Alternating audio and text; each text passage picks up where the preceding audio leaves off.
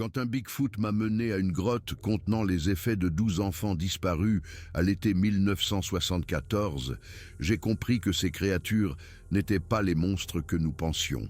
Elles essayaient de nous aider. Ce que j'ai découvert dans ces bois a tout changé à ce que je croyais sur les disparitions qui hantaient notre communauté depuis des années. Je m'appelle Robert Mitchell. J'ai 57 ans. Et j'étais coordinateur de recherche et de sauvetage dans le nord de la Californie pendant l'une des périodes les plus sombres de l'histoire de notre État. C'est l'histoire que j'ai gardée secrète pendant des décennies, mais il est temps que la vérité éclate. L'été 1974 était censé être comme les autres dans le comté de Humble, en Californie. Les forêts de séquoias s'étendaient à l'infini. Les touristes affluaient pour voir les arbres géants et les habitants vaquaient à leurs occupations dans les petites villes forestières dispersées dans la région. Mais cet été-là s'est transformé en un cauchemar que notre communauté n'oublierait jamais. Tout a commencé le 3 juin 1974 lorsque Jenny Patterson, 8 ans, a disparu du camping de sa famille à Prairie Creek, dans le parc d'État de Redwood. Ses parents préparaient le dîner à leur emplacement de camping pendant que Jenny et son frère, Danny, 10 ans, jouaient près de la tente.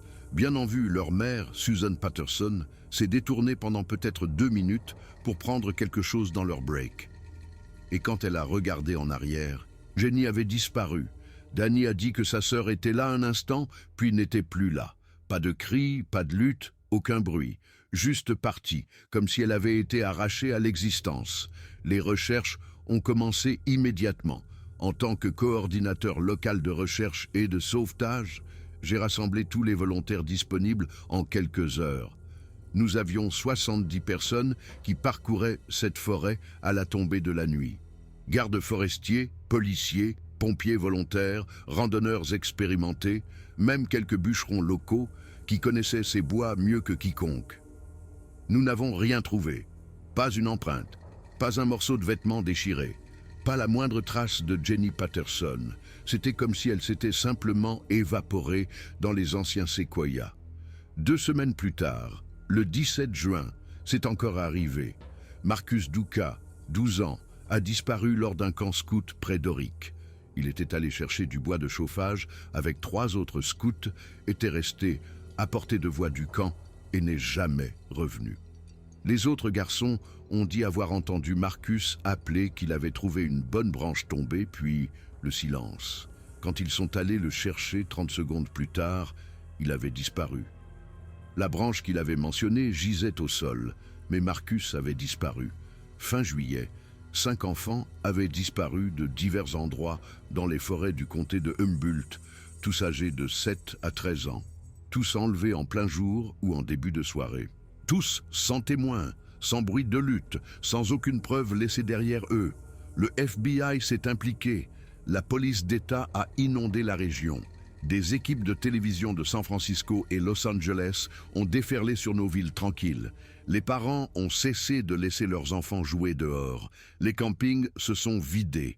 Le tourisme a disparu du jour au lendemain et un sombre nuage de peur s'est abattu sur le nord de la Californie comme le brouillard arrivant du Pacifique. Je travaillais 20 heures par jour, coordonnant les équipes de recherche, suivant des pistes qui ne menaient nulle part, interrogeant des témoins qui n'avaient rien d'utile à nous dire. La pression était écrasante, chaque jour sans réponse. Chaque recherche infructueuse ressemblait à un échec personnel.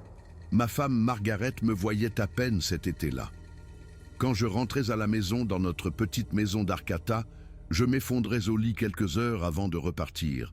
Elle me laissait du café et des sandwichs, se plaignant rarement, comprenant le poids que je portais.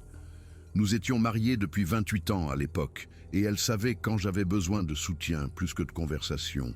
Les théories se multipliaient. Un prédateur en série, disait-on, un réseau d'enlèvement. Activité sectaire.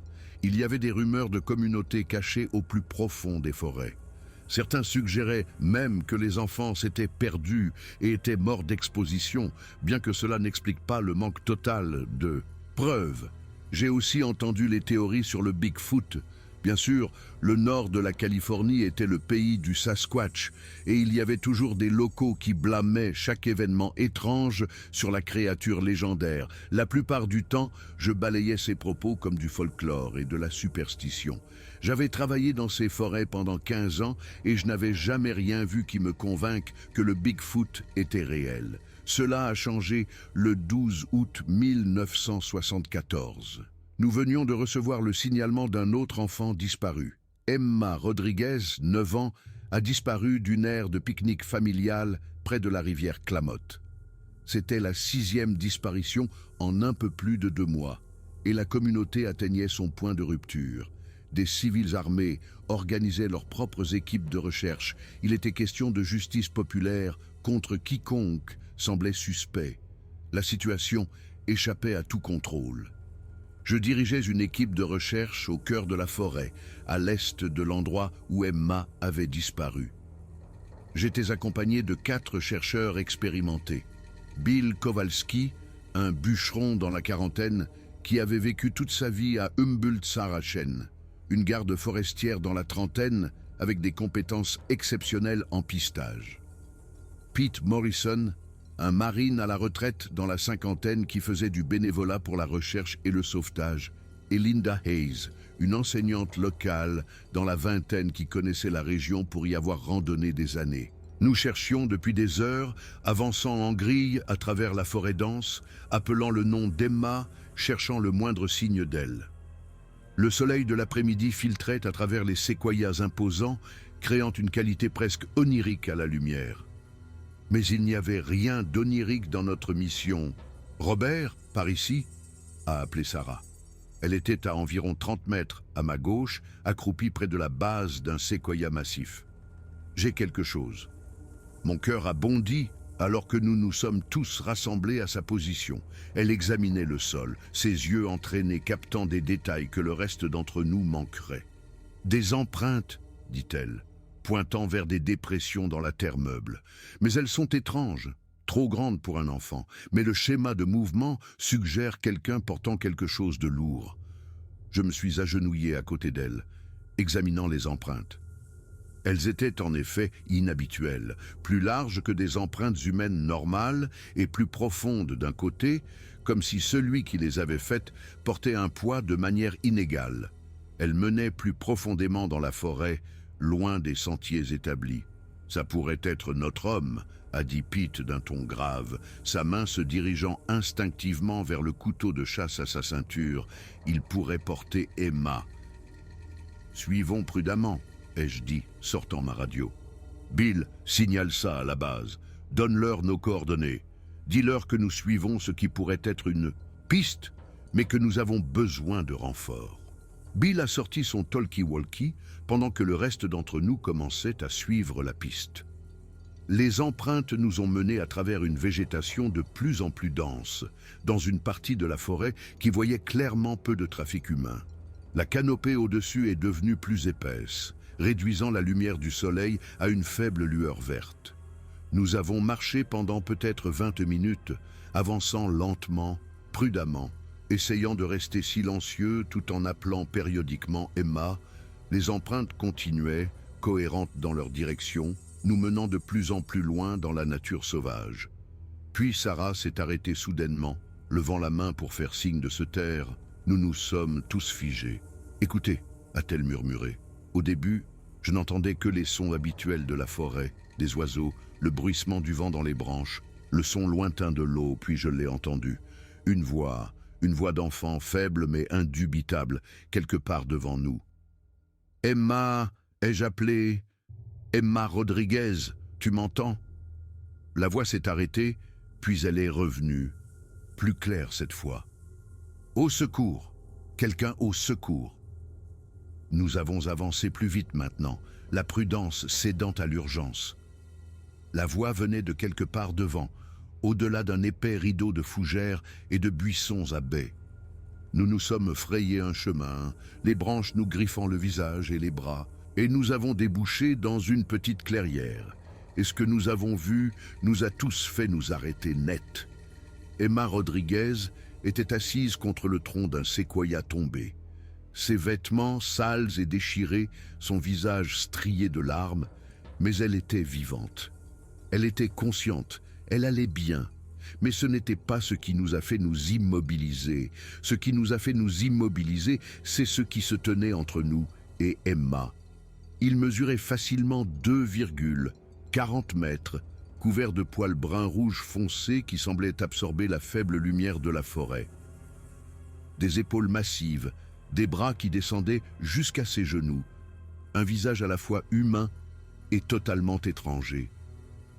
Ses yeux, des yeux sombres et intelligents, nous fixaient avec une expression que je ne pouvais pas vraiment lire, un Bigfoot, un vrai, indéniable Bigfoot, a halté Linda.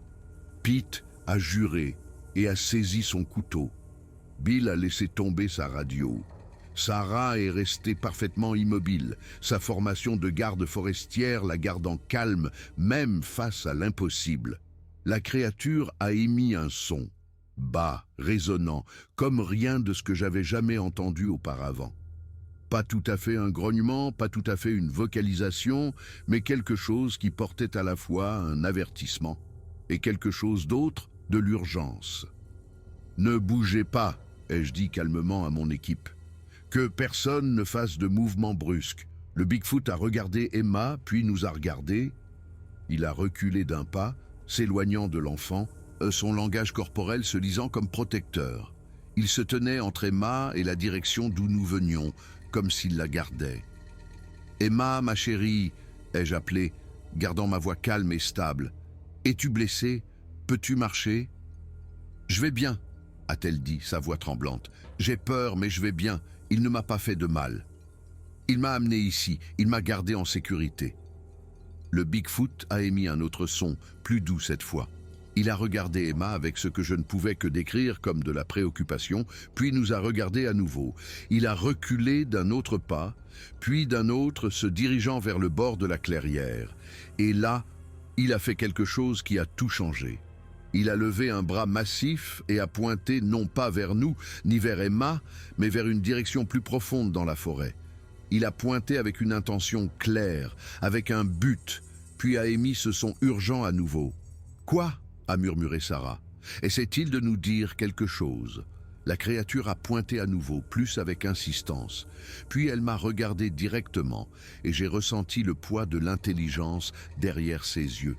La présence indubitable d'un être pensant et raisonnant. Il voulait que je comprenne quelque chose. Il essayait de communiquer. J'ai fait un pas en avant et le Bigfoot ne s'est pas retiré. « Tu veux qu'on suive ?»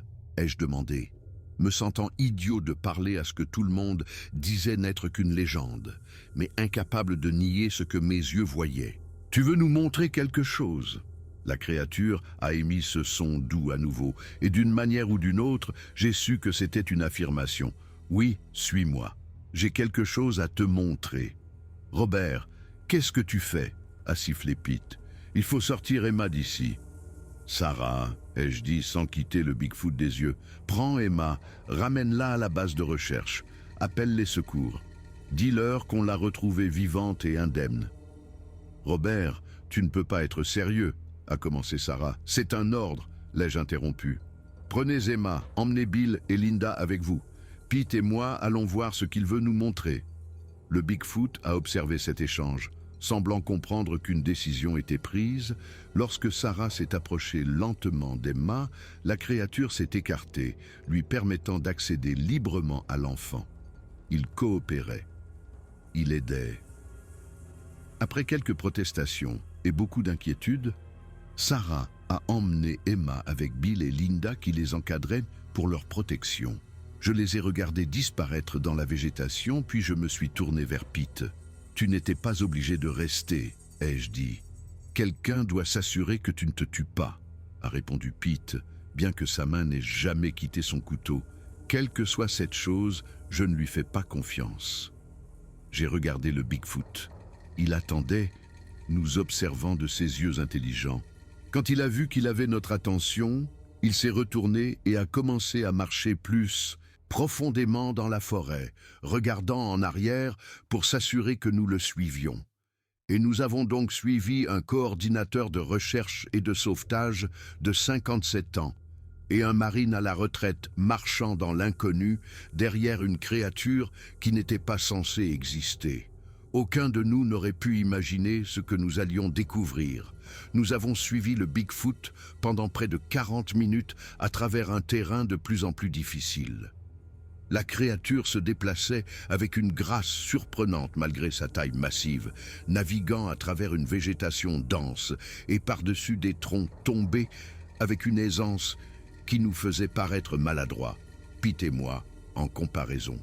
Il s'arrêtait parfois, regardant en arrière, pour s'assurer que nous le suivions toujours, attendant patiemment lorsque nous luttions avec des passages particulièrement difficiles. C'est de la folie, a marmonné Pete, alors que nous escaladions encore un autre séquoia recouvert de mousse. On suit un foutu Bigfoot à travers la forêt, comme s'il nous faisait une visite guidée. Je sais, ai-je répondu, respirant lourdement à cause de l'effort. À 57 ans, j'étais en bonne forme pour mon âge, mais cela mettait mes limites à l'épreuve. Mais il a trouvé Emma. Il l'a gardée en sécurité et il veut clairement nous montrer quelque chose d'important. Ou il nous mène dans un piège, a dit Pete, bien que son ton suggère qu'il n'y croyait pas vraiment. Tu as vu comment il était avec la fille. Il ne la menaçait pas, il l'a protégée. Le Bigfoot s'est arrêté devant nous, se tenant à la base d'un affleurement rocheux escarpé. Il a levé les yeux, puis nous a regardés, puis a commencé à grimper. Le message était clair. Nous devions monter. La montée n'était pas technique, mais elle était raide et nécessitait d'utiliser autant les mains que les pieds. La créature l'a escaladée avec aisance, tandis que Pete et moi luttions, nous agrippant aux racines et aux rochers pour nous hisser. Mes mains étaient éraflées et sales, mon uniforme trempé de sueur malgré l'ombre fraîche de la forêt. Au sommet de l'affleurement, le terrain s'est aplani en un petit plateau. Les arbres y étaient plus anciens, plus massifs, leurs troncs si larges qu'il faudrait 4 ou 5 personnes se tenant par la main pour les entourer. Le sol de la forêt était couvert d'un épais tapis de fougères et de mousse, et l'air avait une qualité différente, plus frais, plus humide, plus isolé du monde extérieur. Le Bigfoot attendait près de ce qui semblait être un surplomb rocheux, partiellement caché derrière un rideau de mousse et de fougères pendantes. Alors que nous approchions, reprenant notre souffle, j'ai réalisé que ce n'était pas juste un surplomb. C'était l'entrée d'une grotte. Astucieusement dissimulée par la nature, la créature a émis ce son doux et urgent à nouveau et a pointé vers l'entrée de la grotte. Puis, elle a fait quelque chose qui m'a surpris. Elle s'est assise là, par terre, et nous a fait signe d'entrer. Elle n'allait pas entrer. Elle nous laissait entrer seuls. « Robert, a dit Pete doucement, sa voix tendue, je n'aime pas ça. Je sais, mais nous sommes allés jusqu'ici. » J'ai sorti ma lampe de poche de ma ceinture, équipement standard pour la recherche et le sauvetage. Pete a fait de même. Restez alertes. Si quelque chose semble faux, nous faisons demi-tour immédiatement. Nous avons approché l'entrée de la grotte lentement. L'ouverture mesurait environ 1,80 m de haut et peut-être 1,20 m de large, assez grande pour qu'une personne puisse y entrer debout. Le Bigfoot nous regardait, mais n'a fait aucun mouvement pour suivre, restant assis là comme un sentinelle patiente. J'ai allumé ma lampe de poche et je suis entré. La grotte était plus grande que je ne m'y attendais. Le tunnel d'entrée s'étendait sur environ 4,50 mètres avant de déboucher dans une chambre d'environ 6 mètres de diamètre. Le plafond était assez haut pour que je puisse me tenir debout confortablement. Les murs étaient en calcaire sec et le sol était relativement plat, couvert de sable et de petits cailloux. Mais ce qui m'a fait glacer le sang, ce sont les objets dispersés dans la chambre. Un petit sac à dos rouge avec des personnages de dessins animés dessus. Une basket d'enfant, une casquette de baseball avec le logo des San Francisco Giants, une poupée aux cheveux blonds, une veste bleue, un ours en peluche, un manuel de scout, une brosse à cheveux roses, une radio transistor, d'autres chaussures. D'autres vêtements, d'autres jouets. « Mon Dieu !» a murmuré Pete derrière moi. J'ai avancé plus profondément dans la grotte, le faisceau de ma lampe de poche illuminant de plus en plus d'objets. Ils étaient arrangés presque soigneusement, placés contre les murs et sur des étagères naturelles en pierre, pas dispersés au hasard, mais organisés, protégés. Ceux-ci viennent des enfants disparus, ai-je dit, la voix creuse. Tous, j'ai immédiatement reconnu le sac à dos de Jenny Patterson. Ses parents l'avaient décrit en détail lors des recherches initiales. Le manuel de scout avait le nom de Marcus Duca inscrit à l'intérieur. La veste rose appartenait à Amy Nakamura, 7 ans, disparue fin juin. Chaque objet représentait l'un des enfants disparus, mais il y avait plus. En explorant la grotte plus en détail, j'ai trouvé des objets plus anciens, plus usés. Une chaussure d'enfant qui ressemblait aux années 1960, vu le style un animal en peluche décoloré. Une robe de fille qui semblait dater des années 1950, peut-être plus tôt. Une petite boîte à lunch en métal avec des taches de rouille et des personnages de dessins animés à peine visibles. Ceux-ci remontent à des décennies, ai-je dit, passant ma lampe de poche sur les objets plus anciens. Robert, il y a des choses d'avant cet été, bien avant. Les implications m'ont frappé comme un coup physique. Des enfants disparaissaient dans ces forêts depuis des années, peut-être des décennies, et personne ne les avait connectés. De petites communautés, des juridictions différentes, des événements étalés dans le temps. Un enfant disparaissait ici, un autre des années plus tard. Chaque fois une tragédie pour une famille, mais jamais vue comme faisant partie d'un schéma. Jusqu'à maintenant. Jusqu'à cet été, où 6 avaient disparu en succession rapide, rendant enfin le schéma impossible à ignorer. « Mais où sont les enfants ?» a demandé Pete, posant la question qui me déchirait le cœur. « Ce sont leurs affaires, mais où sont-ils » J'ai balayé la grotte avec ma lampe de poche plus attentivement, cherchant tout ce que j'avais manqué. C'est alors que j'ai remarqué autre chose. Sur le mur du fond de la grotte, quelque chose, avait fait des marques. Pas des éraflures aléatoires, mais des marques délibérées, des symboles ou des pictographes dessinés avec ce qui ressemblait à du charbon de bois ou du bois brûlé. Je me suis approché du mur, étudiant les images. Elles étaient rudimentaires, mais assez claires pour être comprises. Des bonshommes allumettes représentant des gens. Des figures plus grandes qui ne pouvaient être que des Bigfoot, et des scènes, des histoires racontées par des images simples. La première image montrait des figures de Bigfoot vivant paisiblement dans une forêt. La seconde montrait des figures humaines avec ce qui ressemblait à des armes, des fusils clairement représentés par leur forme distinctive. La troisième montrait des figures de Bigfoot tombant, mourant, un massacre. Les images continuaient à raconter l'histoire de Bigfoot chassés, tués, chassés de leur territoire. Puis les images ont changé. Elles montraient quelque chose de différent. Des enfants humains, de petites figures clairement destinées à représenter des enfants et des figures humaines sombres et menaçantes. Des adultes armés, les enfants courant, se cachant, et des figures de Bigfoot les trouvant, les protégeant. « Oh mon Dieu !» ai-je soufflé. « Ils ont essayé de les sauver. Les Bigfoot ont essayé de sauver les enfants. » « Les sauver de quoi ?» a demandé Pete. J'ai dirigé ma lampe de poche vers la série d'images suivantes et mon sang s'est glacé. Les figures humaines sombres étaient montrées en train de prendre des enfants, de les emporter. Certaines images montraient ce qui ressemblait à des bâtiments, des structures cachées dans la forêt, et des enfants à l'intérieur de ces structures emprisonnés. « Il y a quelqu'un d'autre ici », ai-je dit, mon esprit s'emballant. Quelqu'un qui a pris ses enfants. Les Bigfoot les ont trouvés et ont essayé de les protéger. Mais je n'ai pas terminé la phrase. Je n'en avais pas besoin. Les affaires dans cette grotte racontaient le reste de l'histoire. Les Bigfoot avaient trouvé ces objets, les avaient peut-être pris dans des endroits où des enfants avaient été détenus ou les avaient trouvés dans la forêt après ce qui était arrivé à ces enfants.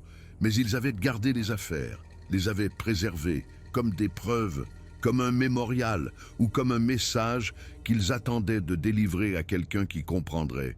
Un bruit venant de l'entrée de la grotte nous a fait nous retourner tous les deux, les lampes de poche braquées sur l'ouverture. Mais ce n'était que le Bigfoot, toujours assis là à regarder. Quand il a vu nos lumières sur lui, il a émis un son doux et a à nouveau fait un geste, non pas pointant dans la grotte cette fois, mais vers l'arrière, d'où nous venions. Puis il s'est levé et a pointé dans une direction complètement différente. Plus profondément dans le plateau forestier, il veut nous montrer plus, ai-je dit. Robert, il faut signaler ça, a dit Pete d'urgence. Il faut prévenir le FBI, la police d'État, tout le monde. Ces affaires sont des preuves. Cette grotte est une scène de crime. Je sais. Non, ai-je dit. Et nous le ferons. Mais Pete, cette créature là dehors essaie de nous dire quelque chose. Elle essaie de nous aider à trouver qui que ce soit qui ait pris ces enfants. On ne peut pas simplement s'en aller maintenant. Pete m'a regardé pendant un long moment, puis a hoché la tête à contre-cœur. D'accord, mais nous marquons cet endroit précisément. Et si quelque chose semble faux, absolument rien, nous sortons d'ici. D'accord, d'accord. Nous sommes sortis de la grotte pour trouver le Bigfoot debout au bord du plateau, regardant la forêt en contrebas. Quand il nous a entendus sortir, il s'est retourné et a pointé à nouveau, plus avec insistance cette fois. La direction qu'il indiquait était le nord-est, plus profondément dans la partie la plus isolée de la forêt de Humboldt. J'ai regardé Pete et il m'a regardé en retour. Nous avions tous les deux été au Vietnam dans nos jeunes années. Lui au combat, moi à la logistique. Nous avions tous les deux vu des choses qui ont mis à l'épreuve notre compréhension du monde. Mais c'était autre chose. Guide-nous, ai-je dit au Bigfoot. La créature a émis ce son doux et affirmatif et a commencé à se déplacer. Nous l'avons suivi, sachant que quoi que nous allions découvrir changerait tout, pas seulement sur cette affaire, mais sur notre compréhension de ce qui vivait dans ces forêts anciennes et de ce dont elles avaient été témoins depuis toujours. Nous avons marché pendant encore 30 minutes, le terrain devenant de plus en plus accidenté. Le Bigfoot nous a guidés le long de sentiers de gibier si faibles que je ne les aurais jamais remarqués par moi-même. Plusieurs fois, il s'est arrêté et s'est accroupi bas, nous faisant signe de faire de même, comme pour éviter d'être vu par quelque chose devant nous. Finalement, nous avons atteint une crête surplombant une petite vallée. Le Bigfoot s'est accroupi derrière un gros rocher et nous avons fait de même. Il a pointé vers la vallée et j'ai levé mes jumelles. Un autre équipement standard de recherche et de sauvetage. Ce que j'ai vu m'a fait arrêter le cœur. Dans la vallée en contrebas, partiellement cachée par la canopée de la forêt, se trouvait une structure, pas une formation naturelle, mais un bâtiment rudimentaire mais solide, fait de rondins et de planches de bois. Et autour, je pouvais voir des signes d'activité humaine. Une route de terre à peine visible à travers les arbres. Un camion garé près du bâtiment et du mouvement. Des gens se déplaçant entre le bâtiment et ce qui ressemblait à d'autres structures plus petites à proximité. « Ce n'est pas un camp de bûcherons », a murmuré Pete, regardant à travers ses propres jumelles. « Ce n'est aucune opération légitime, c'est trop caché, trop isolé. » J'ai ajusté mes jumelles, essayant de mieux voir les gens qui bougeaient.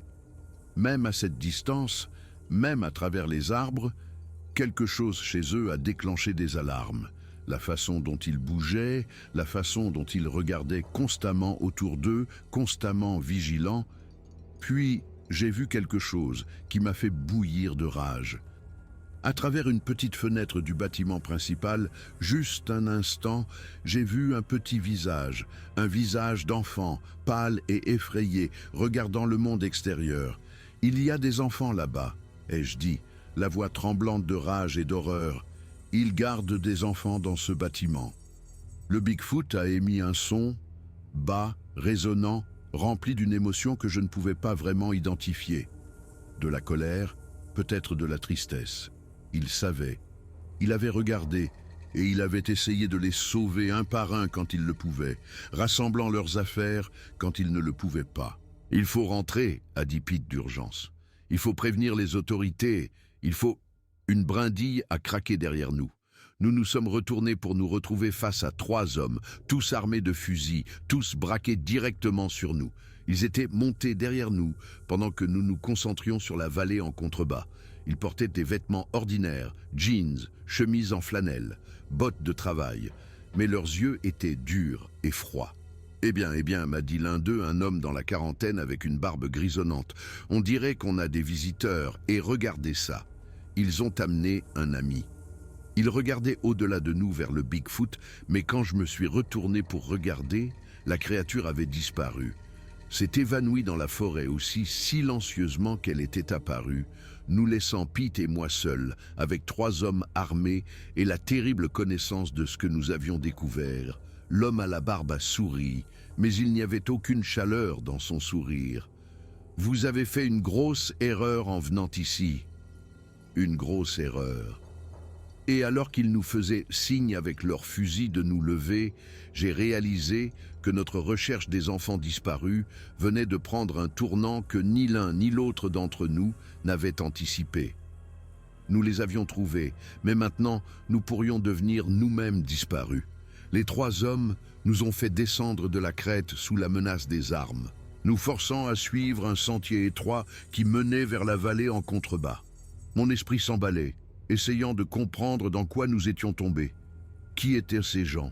Et surtout, comment Pete et moi allions-nous sortir de là vivants? « Continuez à bouger !» a grogné l'homme à la barbe, me donnant un coup de crosse de fusil dans le dos.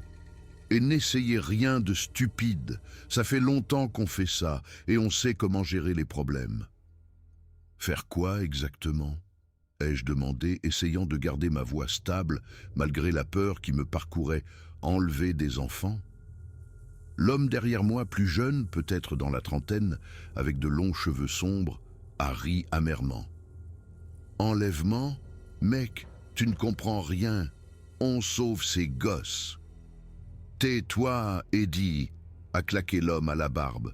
Ne leur dis rien. Mais Eddie semblait impatient de parler, peut-être essayant de justifier ce qu'il faisait. Tu sais combien d'enfants se font maltraiter dehors? Combien se font battre, négligés, jetés par des parents qui s'en foutent? On prend ceux que personne ne veut, ceux qui sont mieux avec nous. Mieux enfermés dans la forêt, a rétorqué Pete, son entraînement militaire le gardant plus calme que je ne me sentais, mieux loin de leur famille. Leur famille. Le 3e homme a parlé pour la première fois. Plus âgé que les autres, peut-être dans la 60aine. La moitié de ces gosses n'ont pas de vraie famille, foyer d'accueil, foyer de groupe, et aux parents drogués. On leur donne une structure, un but, une vraie maison. Alors que nous descendions dans la vallée, j'ai commencé à comprendre la logique horrifiante de ce à quoi nous avions affaire. Ce n'était pas une opération d'enlèvement typique motivée par une rançon ou un trafic. C'était autre chose, un système de croyances tordues qui avait convaincu ces hommes qu'ils sauvaient des enfants en les emmenant. « Depuis combien de temps ?» ai-je demandé. « Depuis combien de temps faites-vous ça ?» L'homme à la barbe, clairement le chef, est resté silencieux un moment, puis, décidant peut-être que cela n'avait pas d'importance puisqu'il n'avait clairement pas l'intention de nous laisser partir, il a parlé. Mon père a commencé cet endroit en 1952, l'a construit comme un sanctuaire pour les enfants qui avaient besoin d'échapper à la corruption de la société moderne. J'ai grandi ici, Eddie et Frank aussi. Nous savons ce que nous faisons. Nous avons sauvé des dizaines d'enfants au fil des ans. Sauver, ai-je répété, le mot ayant un goût de poison. C'est comme ça que vous appelez ça quand des parents passent des années à chercher sans jamais savoir ce qui est arrivé à leurs enfants, quand des communautés sont déchirées par la peur. Ses parents les ont abandonnés, Frank, a dit froidement le vieil homme. Nous ne les abandonnons pas. Chaque enfant ici est nourri, éduqué, on lui donne du travail à faire, ils apprennent à vivre de la terre, loin du poison de la télévision, des villes et de tout le mal qui existe. Nous avons atteint le fond de la vallée et nous nous sommes approchés du bâtiment principal que j'avais vu depuis la crête. De près, il était plus grand que je ne le pensais. Une structure de rondins à 2 étages avec de petites fenêtres et une porte solide. D'autres bâtiments plus petits l'entouraient, ce qui ressemblait à un atelier, un hangar de stockage et 2 petites cabanes.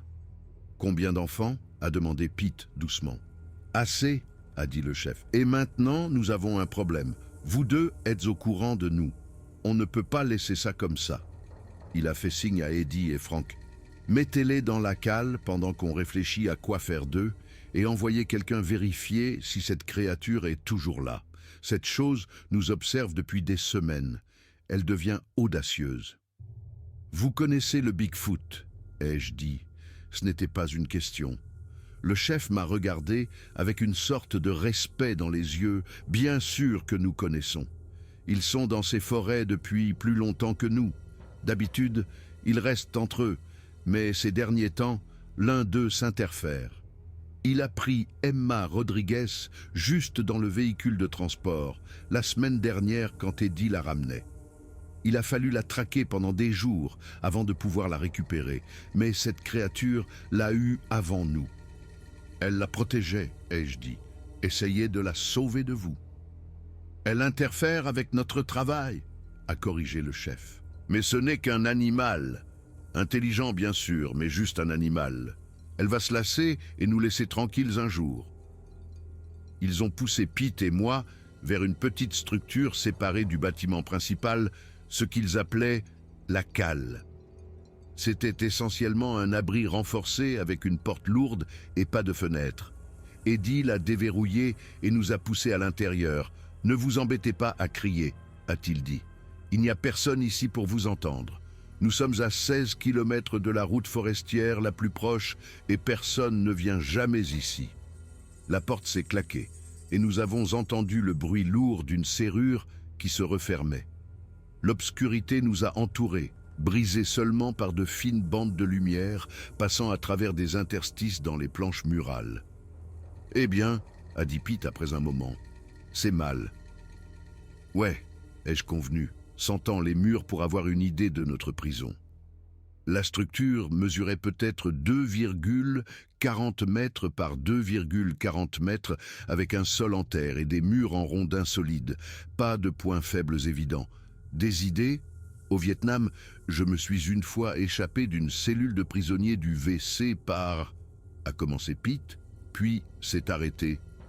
En fait, ça ne marchera pas ici. Construction différente. Nous avons passé les quelques minutes suivantes à examiner chaque centimètre de la structure à la recherche de la moindre faiblesse que nous pourrions exploiter. Les rondins étaient solides et bien ajustés. La porte était renforcée de bandes métalliques. Le toit était fait de planches épaisses qui ne bougeaient pas quand nous appuyions dessus. « On ne va pas sortir d'ici », ai-je finalement admis. Pas sans outils, ni plus de temps qu'ils ne nous en donneront probablement. « Alors qu'est-ce qu'on fait ?» a demandé Pete, avant que je puisse répondre. Nous avons entendu des bruits dehors, des voix, du mouvement, et puis autre chose. Une vocalisation profonde et résonnante qui a résonné dans la vallée le Bigfoot. Il était revenu. « Qu'est-ce que c'est que ce bordel ?» a crié quelqu'un dehors. « Prenez vos fusils, c'est encore cette maudite créature. D'où est-elle sortie ?» Les bruits de chaos ont éclaté dans tout le complexe. Des hommes criaient, des bottes couraient sur la terre et le bois, le craquement des tirs de fusil. J'ai pressé mon œil contre l'un des interstices du mur, essayant de voir ce qui se passait. À travers l'ouverture étroite, j'ai vu des hommes courir vers la lisière des arbres, fusils levés. Et là, à la lisière de la clairière, j'ai vu non pas un, mais 3 Bigfoot. Celui que j'avais reconnu plus tôt, plus 2 autres, légèrement plus petits, mais toujours massifs. Ils n'attaquaient pas, se tenaient juste là, à la lisière de la forêt, vocalisant, attirant l'attention des hommes. « Il y en a plus d'un », ai-je dit à Pete. « Ils sont... Je pense qu'ils créent une diversion. » Une diversion pourquoi? La réponse est venue un instant plus tard. J'ai entendu un autre son, plus calme, plus proche. Quelque chose bougeait autour de notre structure. Puis j'ai entendu des grattements à l'arrière du mur, là où les rondins rencontraient le sol. Des grattements violents, comme si quelque chose d'incroyablement fort creusait. Quelque chose essaie de nous faire sortir, a murmuré Pete. Nous nous sommes dirigés vers le mur arrière et à travers un interstice, j'ai vu des mains massives, des mains de Bigfoot, creuser la terre où notre structure rencontrait le sol. La créature excavait sous le mur, créant un espace. Il essaie de nous aider à nous échapper, ai-je dit, en peinant à croire ce que je voyais. Le creusement a continué pendant peut-être 5 minutes, pendant que les bruits de chaos continuaient ailleurs dans le complexe. Les hommes se concentraient sur les 3 Bigfoot à la lisière des arbres, sans réaliser qu'un 4e travaillait à nous libérer. Finalement, un interstice est apparu sous le mur arrière, environ 45 cm de haut.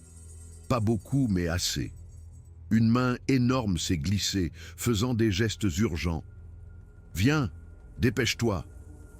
Pete est passé le premier, allongé à plat et se tortillant à travers l'interstice. J'ai suivi, sentant la terre rugueuse me gratter le dos, mon uniforme de recherche et sauvetage se salir.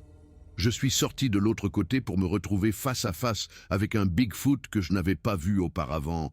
Femelle, ai-je pensé, légèrement plus petite que le mâle que j'avais suivi plus tôt, avec une fourrure brun plus claire.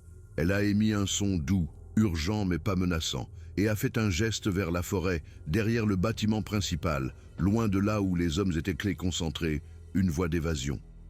Nous avons couru, restant bas, utilisant les bâtiments comme couverture. La femelle Bigfoot nous a guidés, se déplaçant avec une furtivité surprenante pour quelque chose d'aussi grand. Nous avons atteint la lisière des arbres et nous nous sommes plongés dans la forêt, juste au moment où j'ai entendu quelqu'un crier derrière nous. Ils sont partis. Les prisonniers se sont échappés. Trouvez-les. Mais nous disparaissions déjà dans la forêt, suivant la femelle Bigfoot, alors qu'elle nous menait sur une pente raide, loin de la vallée. Mes poumons brûlaient, mes jambes me faisaient mal, mais l'adrénaline me poussait en avant. Pete gardait le rythme à mes côtés, son entraînement militaire lui servant bien. Nous avons grimpé pendant ce qui a semblé une éternité, mais qui était probablement seulement 15 minutes. Finalement, nous avons atteint un endroit abrité sous un surplomb de roches et la femelle Bigfoot s'est arrêtée, nous faisant signe de nous reposer. Un instant plus tard, le mâle que j'avais suivi plus tôt est apparu avec les 2 qui avaient créé la diversion. Ils s'étaient tous échappés et avaient convergé à ce point de rencontre. « Merci », ai-je haleté en les regardant chacun. « Vous nous avez sauvé la vie. » Le mâle d'origine, celui qui nous avait montré la grotte, s'est approché. Il a émis une série de vocalisations accompagnées de gestes. Il a pointé vers la vallée, puis vers nous, puis a fait un geste que j'avais déjà vu, pointant vers ses yeux, puis pointant vers l'extérieur. « Regardez, soyez témoins. Vous voulez qu'on fasse quelque chose à leur sujet ?» ai-je dit. « Vous nous avez montré la grotte, montré le complexe, nous avez sauvés. Vous voulez qu'on les arrête ?» Le Bigfoot a émis ce son doux et affirmatif. Puis il a fait autre chose. Il a pointé le ciel, puis a fait le geste d'un cercle, le soleil se déplaçant dans le ciel. Le temps qui passe, puis il a levé la main, doigts écartés. 5, puis à nouveau 10, puis à nouveau 15. Il a continué jusqu'à ce qu'il ait indiqué environ 30. 30 enfants, a demandé Pete. Il y a 30 enfants là-bas. Le Bigfoot a émis le son affirmatif à nouveau. Puis, son expression, autant que je pouvais la lire sur ce visage étranger, a véhiculé quelque chose qui ressemblait à un espoir désespéré. Il nous avait montré tout ce qu'il pouvait. Maintenant, c'était à nous d'agir. « Nous le ferons », ai-je promis. « Nous allons chercher de l'aide, nous allons sauver ces enfants, je le jure. » Le Bigfoot mâle a hoché la tête, un geste qu'il avait appris en observant les humains. Et puis tous les 4 se sont fondus à nouveau dans la forêt, disparaissant comme des fantômes. Mais avant que le mâle ne disparaisse complètement, il a regardé en arrière une dernière fois, et j'ai compris qu'il serait là, à regarder, s'assurant que nous tenions notre promesse. Pete et moi nous sommes regardés, tous les 2 sales, épuisés, mais vivants, et nous avions une mission. « Il faut retourner à la base de recherche », ai-je dit. « Il faut le FBI, la police d'État, tout le monde, et il faut se dépêcher avant qu'il ne déplace ses enfants. Comment allons-nous expliquer ça? A demandé Pete. Un Bigfoot nous a montré où se trouvent les enfants disparus. Personne ne va y croire. On ne mentionne pas le Bigfoot, ai-je dit, le plan se formant dans mon esprit. On dit qu'on cherchait et qu'on a entendu une voix d'enfant. On a enquêté et on a trouvé Emma. Puis on a exploré plus loin et on a découvert des preuves. On a suivi ces preuves jusqu'au complexe. Le Bigfoot n'entre jamais dans l'histoire officielle. Tu veux les protéger, a dit Pete. Ce n'était pas une question, ils nous ont protégés. Ils ont essayé de sauver ces enfants pendant que nous cherchions à l'aveugle. Le moins qu'on puisse faire, c'est garder leur secret. Si le monde savait qu'ils existaient, je n'ai pas terminé. Nous savions tous les deux ce qui se passerait. Des chasseurs, des scientifiques, des médias, le chaos. Les Bigfoot seraient chassés, capturés, détruits. D'accord, a accepté Pete. On dit la vérité, juste pas toute la vérité. Allons chercher ces gosses pour les ramener à la maison.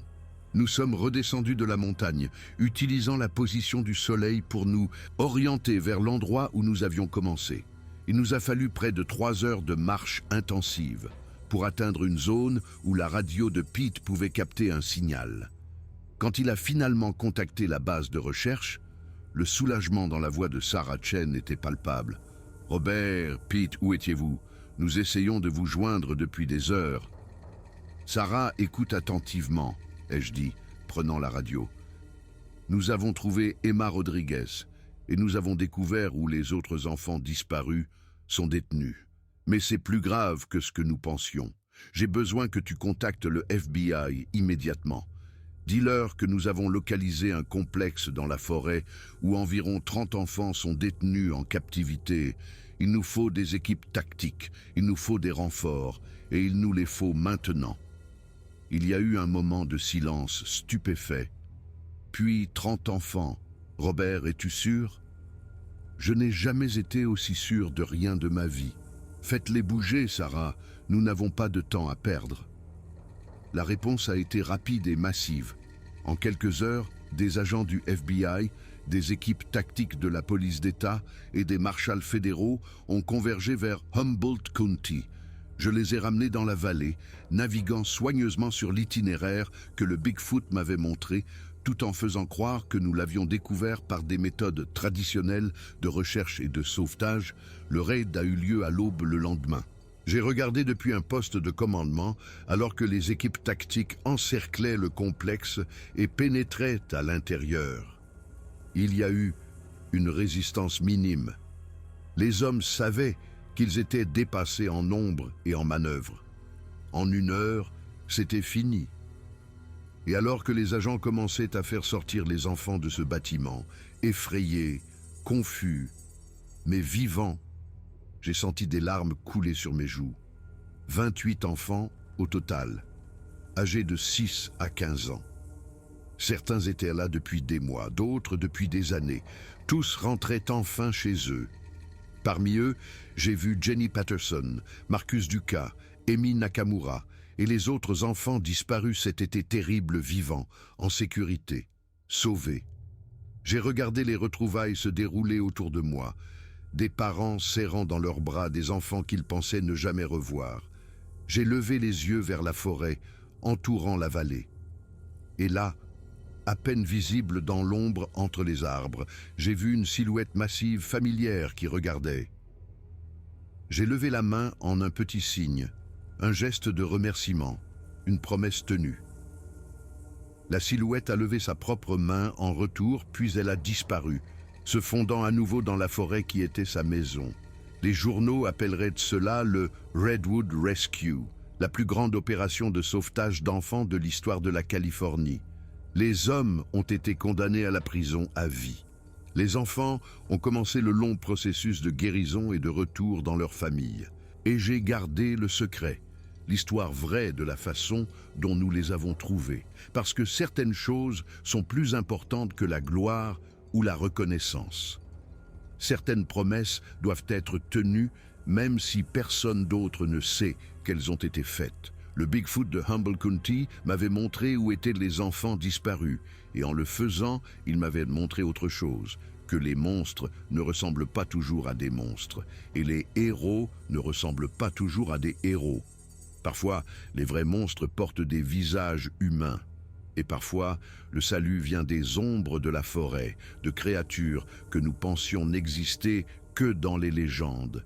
Quand le FBI m'a appelé 3 semaines après le Redwood Rescue, j'ai pensé que c'était juste pour des papiers finalisés. Je me trompais. Ce qu'ils m'ont montré a prouvé que le cauchemar n'était pas terminé. Quelqu'un chassait les Bigfoot et les enfants pourraient encore être en danger. Après le raid, le comté de Humble a respiré à nouveau.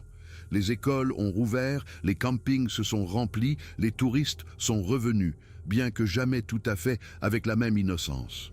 Je suis retourné à mes routines. Café du matin avec Margaret, longue journée à cataloguer les rapports de recherche, à coordonner les formations futures. En surface, la vie a repris. Mais à l'intérieur, je ne dormais pas. Je restais éveillé, pensant à ces doux géants cachés dans les arbres, me demandant si je les reverrais un jour. Un matin, une berline noire du gouvernement a roulé dans mon allée. 2 hommes en sont sortis. Un agent du FBI que je reconnaissais du raid, l'agent Fletcher, et un autre homme que je ne connaissais pas, costume gris, yeux pâles, mains fines. Le genre qui ne s'introduit jamais parce que son badge faisait tout le travail. « Monsieur Mitchell », a dit Fletcher, « nous avons besoin de vous au bureau de terrain temporaire à Eureka. Il y a de nouveaux renseignements concernant le complexe. » J'ai senti mon estomac se retourner. Les enfants, vont-ils bien?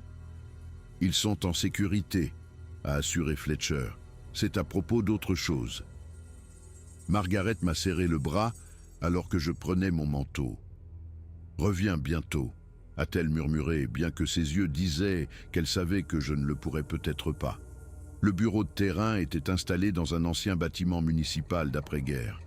Murs de briques, néons bourdonnants. À l'intérieur, des cartes des forêts de séquoia étaient épinglées sur des tableaux de liège, marqués de nouveaux amas de cercles rouges, des douzaines d'entre eux. L'homme en costume gris m'a fait signe d'entrer dans une salle de conférence et a fermé la porte. « Monsieur Mitchell », a-t-il commencé, « tout d'abord, félicitations. Sans vos efforts, ces enfants seraient toujours en captivité. » Je ne l'ai pas fait tout seul, ai-je dit doucement. Il a légèrement incliné la tête. « Oui, nous avons lu votre déclaration. » Très concise. Il a fait glisser un dossier sur la table. À l'intérieur se trouvaient des photographies en noir et blanc, granuleuses, prises à distance, mais indéniables. Une silhouette massive marchant entre 2 séquoias. Une autre se penchant près de l'entrée de la grotte que j'avais visitée. Une troisième, encore plus grande, se tenant dans le brouillard près de l'ancien périmètre de recherche. « Étiez-vous au courant, a dit l'homme en gris, que les observations ont grimpé pendant votre opération ?» J'ai gardé mon expression neutre. Il y a toujours des histoires sur le Bigfoot à Humbled, surtout en période de stress. Il n'y croyait pas. Des traces ont été trouvées près de la grotte, d'énormes traces. Pourtant, aucune n'apparaît dans votre rapport. Mon pouls s'est accéléré. Alors, celui qui a fait ces rapports devrait les déposer indépendamment. Je n'ai rapporté que ce que j'ai vu. L'homme en costume gris a croisé les mains. Nous savons tous les deux que ce n'est pas vrai. Le silence a rempli la pièce, épais oppressant. Puis, il a révélé la vraie raison de leur appel. Il y a 2 nuits, les ruines du complexe ont été incendiées. Il a fait glisser une autre photo, des poutres carbonisées, des cendres noires, de la fumée qui s'élevait encore. Aucune agence n'a autorisé cette opération, a-t-il dit. Quelqu'un est revenu pour effacer des preuves et les traces autour du site. Il a marqué une pause. Elles n'étaient pas toutes humaines. Ma gorge s'est asséchée. Qu'entendez-vous par « pas toutes humaines » ? L'agent Fletcher s'est avancé et a posé une autre photo sur la table, celle-ci montrant une empreinte dans la cendre humide, facilement 40 cm de long, large, profonde, les bords brillant faiblement sous une règle de mesure. Je connaissais cette empreinte. Je l'avais vu dans la forêt quand Emma a été retrouvée. Les traces menaient loin des ruines du complexe, a dit Fletcher. Plusieurs ensembles, certains grands, d'autres plus petits. Une famille, la même famille qui nous a sauvés. J'ai ressenti un étrange mélange en moi, le soulagement qu'ils aient survécu et la crainte de ce qui pourrait arriver ensuite. L'homme en costume gris a continué. Nous pensons que quelqu'un est venu détruire des preuves et a rencontré ces créatures. Il y avait des douilles, des traces de sang, pas humaines. Ma poitrine s'est serrée. Combien de sang? Assez pour suggérer une blessure, a-t-il dit calmement. Pas assez pour suggérer la mort. J'ai expiré lentement, Dieu merci.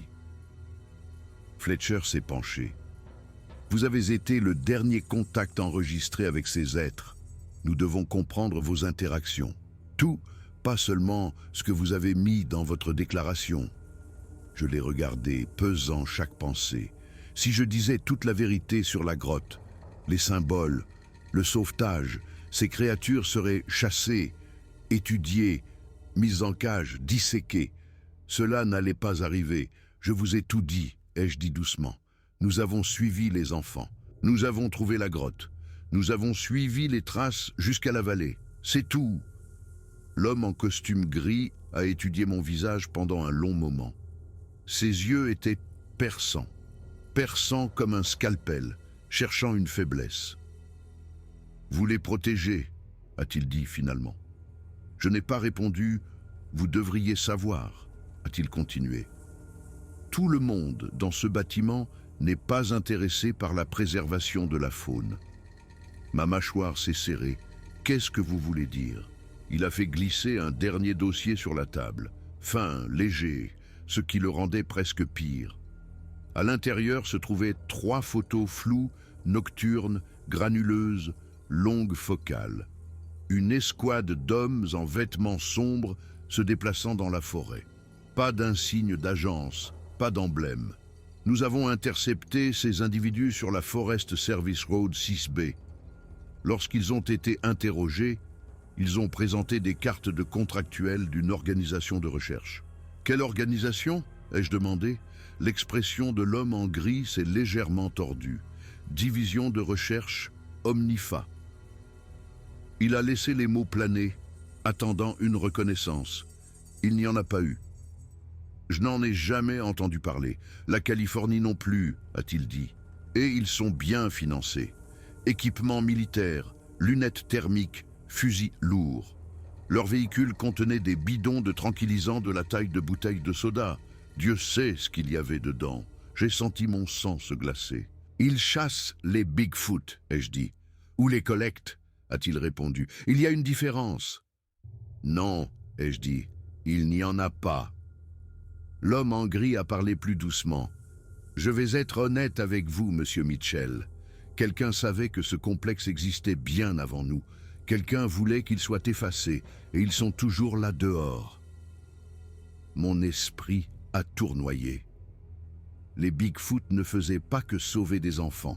Ils livraient une guerre que nous n'avions jamais vue. « Qu'est-ce que vous attendez de moi ?» ai-je demandé.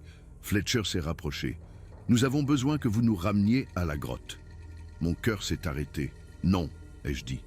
C'est un lieu sacré. Vous amènerez l'armée, des scientifiques, des chasseurs.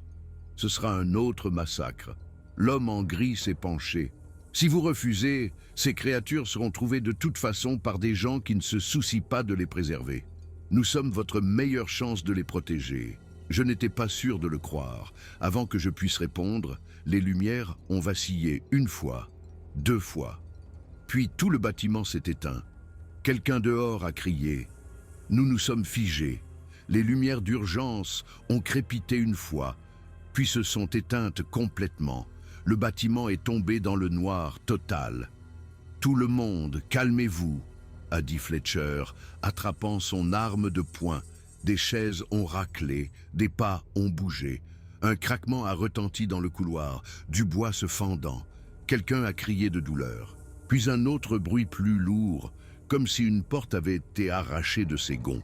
L'homme en costume gris a murmuré « Ils nous ont trouvés ». Je n'étais pas si sûr, Fletcher nous a escortés vers le coin opposé. Cette pièce a une sortie secondaire. Allez-y. Je l'ai suivi à travers l'obscurité, tâtonnant le long du mur, jusqu'à ce que ma main effleure une barre de poussée en métal. Nous avons débouché dans un couloir de service faiblement éclairé par une unique ampoule mourante. Le générateur de secours aurait dû s'activer, a dit Fletcher. C'est intentionnel. Nous nous sommes précipités dans le couloir. Moi, Fletcher et l'homme en costume gris. Au bout, un autre impact a secoué le bâtiment. Du plâtre pleuvait du plafond. De quelque part à proximité est venu un son que j'ai reconnu instantanément. Pas un rugissement, pas une agression animale. Un appel grave et grondant, communicatif comme celui qui nous avait appelés dans les arbres. Un Bigfoot. Avant que je puisse comprendre, l'homme en costume gris m'a saisi le bras. « Tu les as trahis » a-t-il sifflé. « Tu les as amenés ici. » Je me suis dégagé. Je n'ai rien dit à personne. Ils sont venus par eux-mêmes. Fletcher a levé la main. Ça suffit, on bouge. Il nous a menés dans un escalier vers le sous-sol. Les marches tremblaient sous nos pieds alors qu'un autre impact secouait la structure. Des tirs ont éclaté au-dessus. Des cris, le chaos.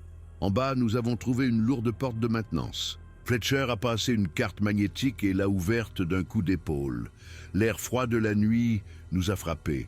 Un tunnel d'accès extérieur menant au parking. Nous sommes entrés dans le tunnel juste au moment où un rugissement assourdissant roulait à travers le bâtiment. L'homme en costume gris s'est retourné, essayant de voir dans l'escalier. « Qu'est-ce qu'ils font » a-t-il exigé. « Ils combattent quelque chose » a répondu Fletcher sans regarder en arrière. Au loin, au-delà du bâtiment, au-delà du parking, j'ai vu des silhouettes massives bouger entre les arbres. Une, puis une autre, puis une troisième. Les Bigfoot n'attaquaient pas. Ils gardaient, se positionnant entre le bâtiment et les bois plus profonds, nous protégeant ou protégeant quelque chose derrière eux. L'homme en costume gris a regardé, stupéfait. « Mon Dieu !» Fletcher l'a attrapé. « Bouge !» Nous avons couru à travers le tunnel, émergeant dans la nuit derrière le bâtiment partout. Des véhicules d'urgence s'affairaient, des agents criaient, formant des lignes de défense. Des étincelles illuminaient le ciel, là où les lignes électriques avaient été arrachées. Et là, debout près d'une clôture en grillage écrasé, se trouvait le Bigfoot que je reconnaissais, le même qui m'avait montré la grotte. Il n'était pas seul. Deux autres le flanquaient, plus jeunes. Ils ont levé leurs mains massives, non pas de manière menaçante, mais d'avertissement, nous repoussant comme pour dire « Ne venez pas par ici ». Puis j'ai vu ce qui se tenait derrière eux. Des yeux petits, réfléchissants. Des enfants, pas ceux que nous avions sauvés. D'autres, une fille s'est avancée 12, peut-être 13 ans. Visage maculé de terre, couverture sur les épaules. Elle m'a regardé et a murmuré un seul mot, « Au secours !» Avant que je puisse bouger, un coup de feu a retenti dans la nuit. La balle a frappé la terre près des pieds du Bigfoot. Des agents ont crié « Baissez-vous !» Fletcher m'a plaqué juste au moment où un projecteur s'allumait, illuminant la lisière des arbres. Le Bigfoot a rugi, non pas de rage, mais d'avertissement, et a balayé les enfants derrière eux dans les ombres. La forêt les a engloutis, disparus, silencieux. Le projecteur a cherché frénétiquement mais n'a rien trouvé. Fletcher m'a relevé. « As-tu vu ça? Il y a d'autres enfants là dehors. » J'ai hoché la tête, le cœur battant. L'homme en costume gris s'est avancé, pâle, secoué. « Monsieur Mitchell, vous allez nous ramener dans ces bois. » Je n'ai pas répondu. J'ai juste regardé dans l'obscurité où les enfants avaient disparu et j'ai attendu que la forêt parle à nouveau. Les agents ont formé un périmètre autour de la lisière des arbres, les faisceaux lumineux traversant l'obscurité comme des lances, mais aucun d'eux n'osait s'aventurer plus profondément. Les bois engloutissaient le son, le mouvement, même le courage. Les enfants et les Bigfoot avaient disparu comme s'ils n'avaient jamais été là. Fletcher s'est tourné vers moi, la voix vive. « Mitchell, s'il y a d'autres enfants là dehors, nous y retournons maintenant. » « Non, ai-je dit fermement. Pas avec la moitié du FBI qui piétine ces bois comme du bétail. Vous les effrayerez plus profondément et vous ne les retrouverez jamais. L'homme en costume gris s'est rapproché, sa patience s'amenuisant. Vous êtes le seul en qui ils ont eu confiance. Vous allez nous y emmener ce soir. J'ai secoué la tête. Si j'amène une équipe tactique avec des fusils et des radios, ces enfants iront plus loin et nous ne les reverrons jamais. Il m'a regardé, les yeux froids. Alors quelle est votre proposition? J'ai dégluti. J'irai seul. Fletcher a cligné des yeux. Tu es fou. Je suis le seul qu'ils reconnaissent.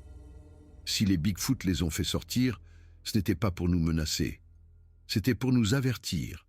Ils veulent de l'aide, mais seulement de quelqu'un en qui ils ont confiance. L'homme en gris a étudié mon visage, puis s'est tourné vers Fletcher. Donnez-lui 1 heure. S'il n'est pas de retour, nous poursuivons. Fletcher a hoché la tête à contre-cœur. Je me suis dirigé vers la lisière des arbres. Avant d'entrer, j'ai jeté un coup d'œil en arrière. Dites à vos gens de ne pas suivre. Ils m'entendront si je mens. Et puis, j'ai franchi le bois. La forêt a instantanément avalé le bruit du camp. Seul le murmure du vent nocturne dans les branches de séquoia est resté. Je me suis déplacé lentement avec ma lampe de poche. Je n'ai pas appelé. Les Bigfoot détestaient les cris. Au lieu de cela, j'ai tapé 2 fois ma main ouverte sur ma poitrine. Le geste que j'avais vu m'use. Des minutes ont passé. Plus j'allais profondément, plus la mémoire me guidait. Le vieux sentier de crête, le tronc pourri avec 3 profondes rainures, le mur de fougères qui cachait une étroite coupe de sentier de serre. La forêt était un labyrinthe, mais je l'avais parcouru auparavant, avec eux. 1 demi-heure plus tard, un doux bruissement a retenti sur ma gauche. Je me suis figé. Une silhouette familière est apparue entre les arbres, massive, calme, regardant l'homme Bigfoot, celui qui m'avait montré la grotte pour la première fois. Il s'est approché lentement, ses pas silencieux malgré son poids. Puis, il a levé la main, non pas pour pointer, mais pour faire signe. Oh, bienvenue. Je suis venu seul, ai-je murmuré. Tu m'as montré qu'il y a d'autres enfants. Je veux aider. Il a incliné la tête 1 fois, puis s'est retourné et m'a fait signe de le suivre. Nous avons avancé plus profondément sur des troncs glissants de mousse, traversé des ruisseaux étroits, dans une obscurité si complète qu'elle semblait physique. Pourtant, il se déplaçait avec confiance et je suis resté près de lui. Bientôt, j'ai vu de faibles formes entre les arbres. Des enfants, certains assis, d'autres debout, serrés les uns contre les autres. Des couvertures étaient enroulées autour d'eux, probablement apportées là par les Bigfoot. Leurs visages étaient effrayés, mais quand ils m'ont vu, un soulagement a brillé. Une fille s'est avancée. La même qui avait murmuré « Au secours, au complexe, il y en a d'autres », a-t-elle dit doucement. Quelqu'un d'autre nous a emmenés. Pas seulement les hommes dans la vallée. Mon sang s'est glacé. Qu'est-ce que tu veux dire? Elle a pointé dans l'obscurité. Ils reviennent. Avant que je puisse parler, le Bigfoot a grondé bas. Un avertissement, pas à elle. Il y avait quelque chose derrière nous. Des branches ont craqué, des pas multiples, se rapprochant rapidement. Les chasseurs avaient le suivi. Je me suis tourné vers le bruit, des bottes écrasant des branches, régulières, tactiques. Quiconque venait n'était pas du FBI. Ils étaient trop silencieux, trop coordonnés. Le Bigfoot mâle s'est placé entre les enfants et les silhouettes qui approchaient. Sa posture était défensive, pas agressive, mais prête. Restez derrière lui, ai-je dit aux enfants, bien qu'ils le soient déjà. Certains se serraient les uns contre les autres. D'autres regardaient fixement dans l'obscurité, les yeux écarquillés. Je me suis accroupi bas, serrant un membre cassé comme une arme. C'était pathétique comparé à des fusils, mais l'instinct exigeait que je fasse quelque chose. 3 silhouettes ont émergé des arbres, silhouettes en vêtements sombres, visages cachés derrière des masques. Leurs fusils étaient équipés de longs tubes, silencieux. Des armes silencieuses signifiaient une intention. « Capture, pas mort !» Le chef a murmuré dans un micro-gorge, trop bas pour être entendu. Puis il a levé la main. Deux sont sortis, flanquant. Le Bigfoot a grondé, un avertissement assez profond pour faire vibrer le sol. Je me suis avancé, main levée. Ce sont des enfants, vous n'avez pas besoin de... Une fléchette tranquillisante a sifflé dans l'air. Elle a frappé le Bigfoot à l'épaule. Il a titubé, mais seulement légèrement. Il a levé la main, a cassé la tige de la fléchette et l'a jetée à terre. Le chef s'est figé. Il s'attendait à ce qu'il tombe. Il l'avait sous-estimé. Il a lâché un rugissement bas, pas assourdissant, mais contrôlé. Et de l'obscurité derrière nous, un mouvement a ondulé. Deux autres Bigfoot sont arrivés. Une femelle et un plus grand que tout ce que j'avais vu. Les trois ont formé une barrière, corps comme des murs vivants, protégeant les enfants. Les hommes masqués ont hésité. Puis le chef a fait une erreur. Il a tiré à nouveau. Deux autres fléchettes. Le grand Bigfoot en a attrapé une à la volée. La seconde l'a touché à la cuisse, mais il n'a pas vacillé. Le chef a aboyé un ordre. Ces hommes ont levé leurs fusils en tir automatique de tranquillisant. « Arrêtez !» ai-je crié. « Vous allez toucher les gosses !» Avant que l'ordre ne soit terminé, la forêt a changé. Une forme massive est tombée d'une grosse branche au-dessus. Un autre Bigfoot atterrissant directement derrière l'un des chasseurs flanquants. L'impact a fait tomber l'homme en avant, son fusil s'envolant. Avant qu'il puisse crier, le Bigfoot l'a doucement mais rapidement écarté, le laissant inconscient mais vivant, pas de mort, juste neutralisation. L'autre flanc a paniqué, tirant sauvagement. Les fléchettes ont volé largement dans les arbres. Le Bigfoot mâle a chargé, non pas pour déchiqueter, mais pour désarmer. Il s'est déplacé si vite qu'il était un flou, couvrant 10 mètres en un battement de cœur. Il a attrapé le canon du fusil, l'a tordu et l'a cassé net en deux. Puis de son autre main, il a repoussé l'homme, l'envoyant s'étaler dans les broussailles. Le chef a trébuché, réalisant qu'il était seul. Il a pris la fuite. Le Bigfoot mâle n'a pas poursuivi. Il s'est simplement tenu de garde, poitrine haletante, son cadre massif toujours entre nous et le danger. Le silence est revenu, brisé seulement par des pas lointains, fuyant dans la nuit. Je me suis tourné vers les enfants. « Vous êtes en sécurité, c'est fini. » Mais la fille qui avait parlé plus tôt a secoué la tête. « Non, il y a quelqu'un d'autre, » a-t-elle murmuré. « Ils les poursuivent, eux aussi, pas seulement nous. » Je me suis agenouillé devant elle. « Qui ?» Elle a dégluti difficilement. « Les scientifiques avec des camions. Ils ont emmené mon ami il y a des jours. » Une vague de froid m'a submergé, omnifa. Ils avaient déjà collecté au moins un enfant. Le Bigfoot mâle m'a doucement touché l'épaule, une poussée urgente. Il l'a pointé plus profondément dans les bois. Il voulait que nous bougions. Maintenant, les Bigfoot nous ont poussés en avant, plus profondément dans les bois. Les enfants ont obéi, lui faisant plus confiance qu'à aucun adulte qu'ils aient connu. J'ai suivi, le cœur battant. Nous avons rapidement gravi une pente envahie de fougères, traversé un ruisseau qui scintillait sous le clair de lune. Puis sommes entrés dans un ravin où les arbres poussaient incroyablement haut, bloquant le ciel. L'air était différent ici, protégé. Au centre du ravin se trouvait un creux sous un séquoia tombé, son intérieur élargi en une chambre naturelle. À l'intérieur, des lanternes faites de gourdes et vidées luisaient faiblement. Et allongé là, faible mais vivant, se trouvait un garçon, peut-être 10 ans, pâle, tremblant. La fille s'est précipitée vers lui. « Lial !» Ses yeux se sont légèrement ouverts. « Tu es revenu. » Le Bigfoot mâle s'est agenouillé à côté de lui et a posé une large main doucement sur la poitrine du garçon. Le garçon s'est détendu. Les tremblements se sont arrêtés. « Qu'est-ce qui lui est arrivé ?» ai-je demandé. La voix de la fille tremblait. Les scientifiques l'ont d'abord pris, puis quelque chose s'est passé. Un animal est venu, ils l'ont laissé tomber, nous avons couru, les Bigfoot nous ont trouvés.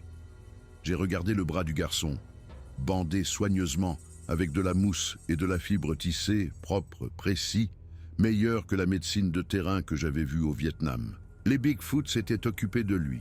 J'ai regardé le géant mâle. « Tu l'as sauvé !» Il a cligné lentement des yeux. Reconnaissance. Dehors, des moteurs lointains roulaient, des camions, plusieurs omnifas arrivaient. Le Bigfoot mâle a pointé le sol, puis a balayé son bras en grand. Le sens était clair. Nous devons nous disperser. Les différentes directions confondent, les chasseurs survivre. J'ai hoché la tête. Les enfants se sont divisés en petits groupes, chacun guidé par un Bigfoot, se déplaçant silencieusement dans la nuit. Le blessé est resté avec le plus grand d'entre eux, le grand sentinelle. Le Bigfoot mâle est resté avec moi. « Tu veux que je les guide dehors ?» ai-je murmuré. Il a touché ma poitrine. Le même geste que le vieux Jack a fait une fois dans l'autre histoire que tu as montrée. Un symbole. Tu portes cette vérité. Tu les portes. Il a fait signe vers un chemin étroit. J'ai compris. J'ai guidé mon groupe, 4 enfants le long du sentier. Derrière nous, les pas du Bigfoot étaient silencieux. Nous avons marché pendant plus d'1 heure, en suivant des lits de ruisseaux et des pentes qui tromperaient les chiens de pistage et les lunettes thermiques. Le mâle ne nous a jamais pressés, mais il ne nous a jamais laissé ralentir. Enfin, les arbres se sont éclaircis. Une route forestière s'est étendue devant nous. Je me suis retourné pour le remercier, mais il reculait déjà dans la forêt. Une petite fille lui a serré la jambe. « Ne pars pas !» Il a baissé la tête, lui caressant doucement les cheveux, puis il s'est retiré à contre-cœur. Son grondement a résonné à travers les séquoias, un adieu, une promesse. Des lumières rouges et bleues scintillaient en bas de la route. FBI, shérif, véhicule de secours. Des agents se sont précipités vers nous, criant de soulagement. Je me suis tourné vers les arbres. Le Bigfoot mâle avait disparu. Seul le silence restait. Des heures plus tard, tous les enfants ont été retrouvés, y compris Lial, qui a survécu Omnifa, n'a jamais refait surface publiquement. Les hommes masqués ont disparu. Toutes les preuves que nous avons trouvées ont été discrètement balayées, bien que l'histoire officielle soit restée simple. Les enfants se sont échappés dans la forêt. Les équipes de recherche et de sauvetage les ont trouvés, affaires classées. Mais la vérité vivait ailleurs. Des semaines plus tard, je suis retourné seul dans le ravin. Au séquoia tombé, j'ai laissé un cadeau 3 pommes, comme le vieux Jack l'avait enseigné. Le lendemain matin, elles avaient disparu. À leur place gisait un seul objet, une petite pierre gravée d'un symbole, un cercle entouré de 5 formes élancées, une famille observant toujours, protégeant toujours.